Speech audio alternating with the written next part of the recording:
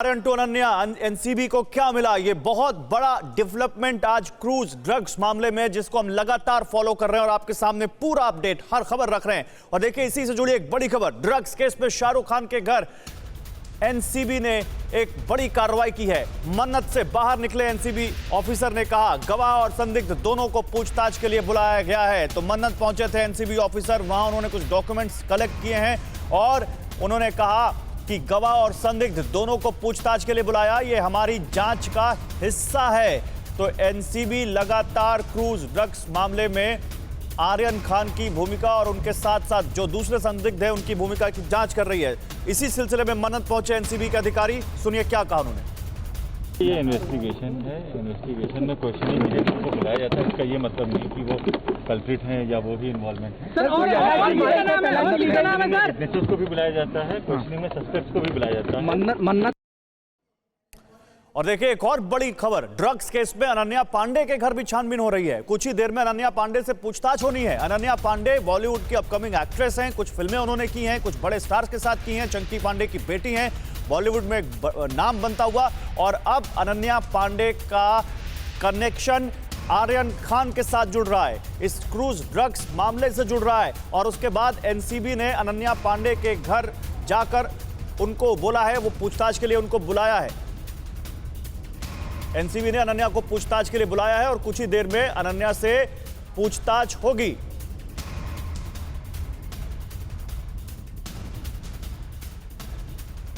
देखिए, हमारे तमाम संवाददाता इस वक्त हमारे साथ हैं।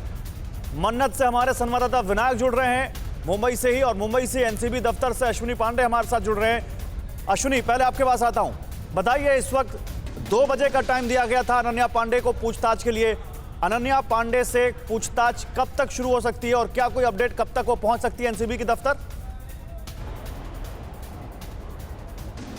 जी देखिए, 2 बजे एनसीबी दफ्तर में अनन्या पांडे को बुलाया गया है, लेकिन अभी तक वो पहुंची नहीं है। जाहिर सी बात है कि कोई वक्त जो अनन्या को दिया गया है उसके लिए कुछ उन्होंने एक्सटेंशन मांगा है, लेकिन अभी तक ये साफ नहीं हुआ है कि कितने बजे तक का उन्होंने एक्सटेंशन मांगा है। यानी कि 2 से 3 के बीच में आने की संभावना जताई जा रही है। अनन्या पांडे यहाँ पर आएंगी तो उनसे जो ड्रग्स चैट है, जो व्हाट्सएप चैट कोर्ट में दिया गया था, उस व्हाट्सएप चैट से जुड़ी तमाम जो सवाल हैं वो एनसीबी द्वारा पूछे जाएंगे। अनन्या पांडे के घर पर सुबह ही एनसीबी की टीम पहुंच गई थी, उनसे वहां पर भी पूछताछ हुई, कुछ डिटेल्स वहां से ली गई और उन्हें 2 बजे के लिए समन्स किया गया है एनसीबी दफ्तर पहुंचने के लिए। आपको एनसीबी दफ्तर की तस्वीर दिखाता हूं।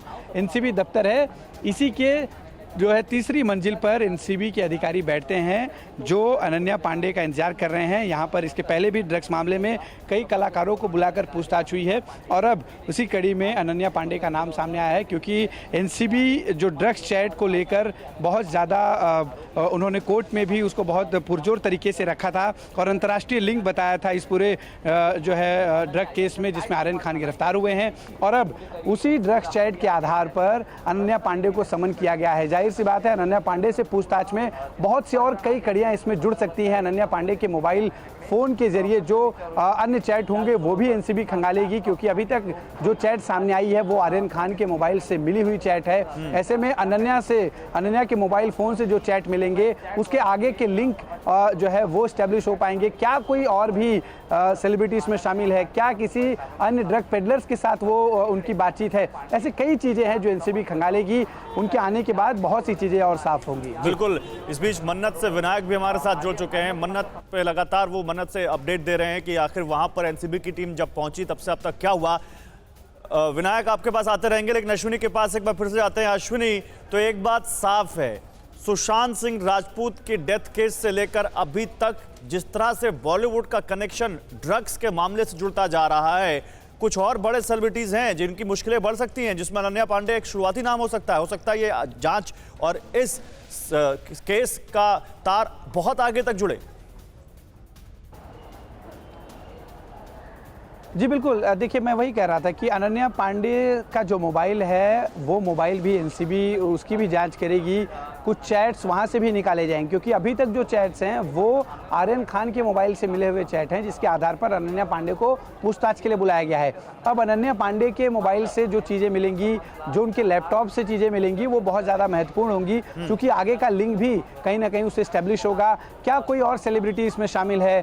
अनन्या पांडे किन किन लोगों से संपर्क में थी? क्या वो किसी ड्रग पेडलर से संपर्क में थी? क्या अनन्या ड्रग्स लेती हैं? ये एक बड़ा सवाल है, क्योंकि ड्रग्स चैट जो सामने आया है वो कहीं ना कहीं इस तरफ इशारा करता है। हालांकि ये सब जांच का विषय है, क्योंकि एनसीबी भी अभी इस पर कुछ कह नहीं रही है। उनका मानना है कि जांच होगी और अनन्या पांडे का लिंक क्या किसी ड्रग पेडलर से है, क्या बॉलीवुड के दूसरे सेलिब्रिटी इस तरह के ड्रग्स के मामले में शामिल हैं, ये तमाम जो चीज़ें हैं वो कुछ देर में साफ होगा। जब अनन्या पांडे यहाँ आ जाएंगी, उनसे पूछताछ होगा, इलेक्ट्रॉनिक गैजेट जो उनके पास हैं उसकी छानबीन होगी, उसके आधार पर आगे की जो इन्वेस्टिगेशन है वो तेज होगी। यहाँ पर अनन्या पांडे के मोबाइल से जो चीज़ें मिलेंगी, अगर मान लीजिए उसमें आर्यन खान से जुड़ी कुछ और चीज़ें मिलती हैं, तो आर्यन खान के लिए हाई कोर्ट में जो उनकी बेल एप्लीकेशन फाइल की गई है वहाँ पर मुश्किलें बढ़ सकती हैं, क्योंकि इन्हीं चैट्स के आधार पर जो है एनसीबी हाई कोर्ट में आर्यन खान की बेल पर जो है अपोज करेगी आर्यन खान के बेल को। तो ऐसे में देखना होगा कि क्या कुछ अनन्या के पूछताछ में सामने आता है और उसी आधार पर आगे की जो इन्वेस्टिगेशन है वो उसकी दिशा तय होगी। ठीक है, लेकिन एक जानकारी ये भी दीजिए अश्विनी, क्योंकि अनन्या पांडे और मन्नत जो कि शाहरुख खान का घर है और अनन्या पांडे के घर, दोनों जगह एनसीबी की टीम गई। मन्नत में तो उनके तरफ से बता दिया गया कि कुछ डॉक्यूमेंटेशन था, वो पेपर वर्क था जो करने आए थे। अनन्या पांडे के घर क्या कुछ हुआ? जी देखिए, जो हमारे सूत्र हैं एनसीबी में, उनके मुताबिक अनन्या पांडे के घर से मोबाइल फ़ोन, लैपटॉप और कुछ इलेक्ट्रॉनिक गैजेट्स लिए गए हैं। हालांकि इसकी आधिकारिक पुष्टि किसी ने नहीं की है, जो सूत्र हैं वो बता रहे हैं। ऐसे में चूंकि इलेक्ट्रॉनिक गैजेट से ही आर्यन खान का जो ड्रग चैट है वो सामने आया था, तो इलेक्ट्रॉनिक गैजेट इस पूरे इन्वेस्टिगेशन में बहुत महत्वपूर्ण होगा। आपने कोर्ट का, सेशन कोर्ट का जो ऑर्डर था उसमें भी आपने देखा होगा कि आखिरी के जो पैराग्राफ्स हैं उसमें साफ तौर पर ड्रग्स चैट से जुड़ी बातें कोर्ट के ऑर्डर में जो है लिखी गई हैं, और उसमें ये कहा गया है कि कैसे जो है इंटरनेशनल रैकेट इसमें जो है शामिल रहा है, कैसे ड्रग्स की चैट हो रही है। एक चैट में तो ये कहा जा रहा है कि we will have a blast, please bring more जो है क्वांटिटी, यानी कि ये जो तमाम चीज़ें सामने आ रही हैं वो कहीं ना कहीं ड्रग्स की तरफ इशारा कर रही हैं। यहाँ पर जब अरबाज मर्चेंट के साथ आर्यन खान क्रूज़ पर पहुँचे थे तो करीब 6 ग्राम जो है चरस उनके मित्र के पास मिली थी, और उसमें आर्यन खान ने साफ तौर पे कहा था कि वो खुद जो है कंजम्पशन करने वाले थे।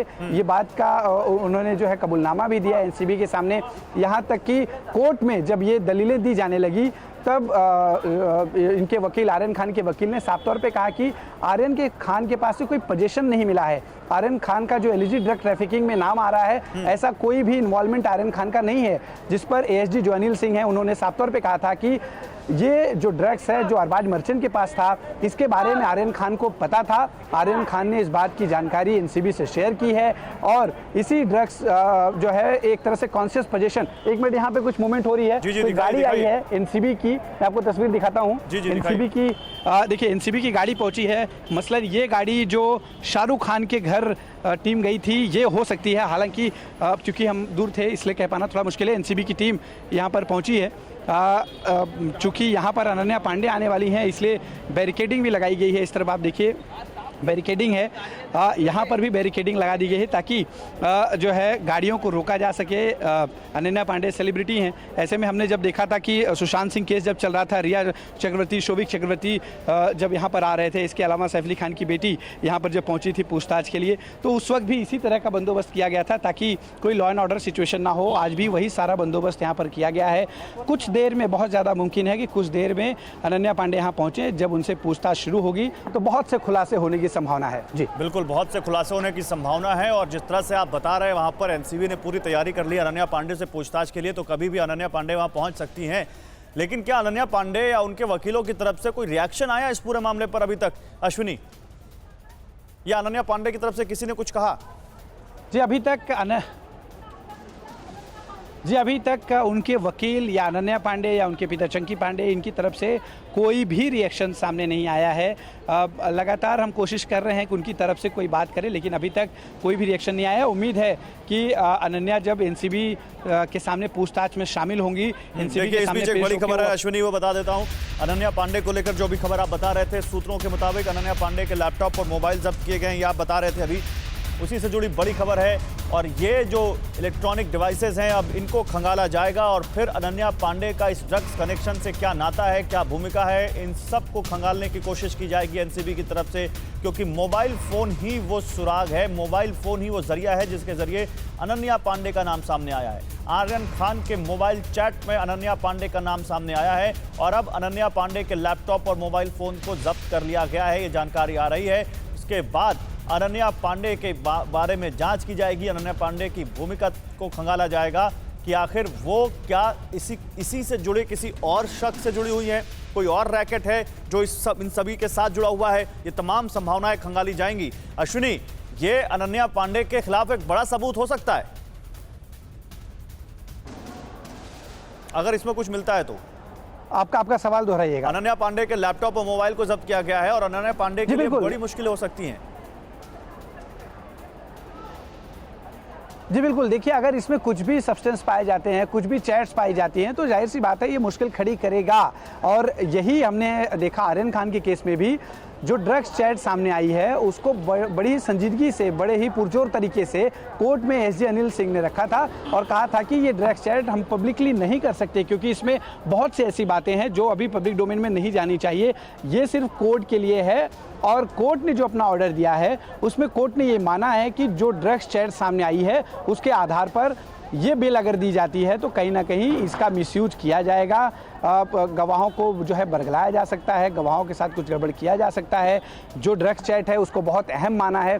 9A इसको लेकर जिस तरह से लगातार बहस जारी थी कि ये सेक्शंस इन जो एनडीपीएस के नहीं लगाए जाने चाहिए थे, उस पर भी कोर्ट ने कहा था कि जो ड्रग्स चैट सामने आई है उस पर ये सेक्शन पूरी तरह से बैठता है और यही वजह है कि बेल रिजेक्ट की जाती है। जज बैठते ही 30 सेकेंड के अंदर, उस वक्त मैं कोर्ट रूम में मौजूद था, जैसे ही बीबी पाटिल ने चेयर संभाला, जज ने, उन्होंने 30 सेकेंड के अंदर सिर्फ ये कहा कि जो बेल एप्लीकेशन थी उसे रिजेक्ट किया जाता है। और शाम तक जो पूरी डिटेल ऑर्डर थी वो अपलोड हुई और उस ऑर्डर की कॉपी जब हमने पढ़ी तो उसके आखिरी के 3 पैराग्राफ में साफ लिखा है कि ड्रग्स चैट्स जो सामने आई थी वो बहुत महत्वपूर्ण है, उसके अंतर्राष्ट्रीय लिंक हैं, इसलिए अभी फिलहाल बेल देना मुनासिब नहीं है। और आखिरी जो पैराग्राफ है उसमें साफ तौर पे लिखा था कि ऐसा कहीं भी प्रतीत नहीं होता कि अगर इन आरोपियों को बेल दे दी जाएगी तो ये लोग फिर से ये हरकत नहीं करेंगे, क्योंकि ड्रग्स चैट में कहीं ना कहीं ड्रग डीलिंग की बात है। ड्रग डीलिंग का मामला बहुत गंभीर माना जाता है, क्योंकि अगर आप देखेंगे जिस तरह से पहले दिन अमित देसाई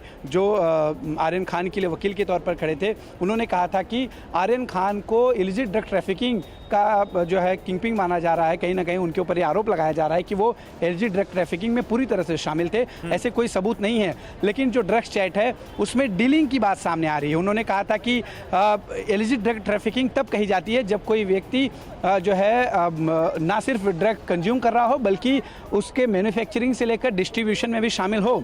तो यहाँ पर डिस्ट्रीब्यूशन की बात कहीं ना कहीं सामने आ रही है, ड्रग्स की खरीद फरोख्त की बात है।